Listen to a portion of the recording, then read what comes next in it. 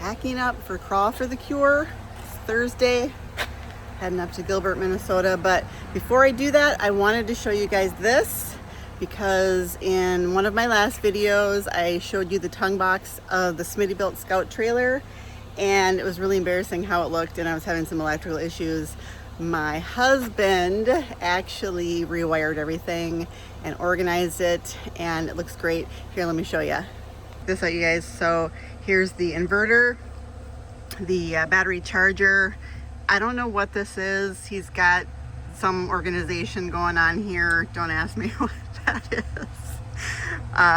Battery here, lithium ion. Everything is now attached to this marine grade composite board here. So it's waterproof, and now it's nice and organized, and it doesn't totally look like spaghetti. I think there's a few more things that he plans on doing.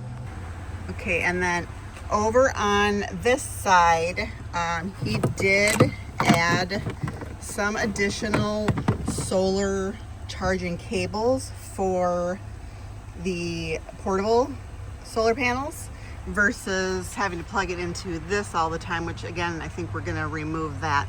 But he also added this. Ta-da! So now, instead of having to open up the tongue box every time I want to charge the solar panels, I can just plug them in here.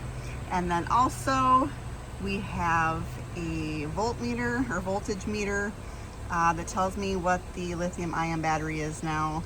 So again, don't have to open up the tongue box to do that. So it's on all the time. It's a low draw. So I'm super excited to use it this weekend. Everything is charging right now. Everything is working as it should. So fingers crossed that that will continue. Thanks, Jim.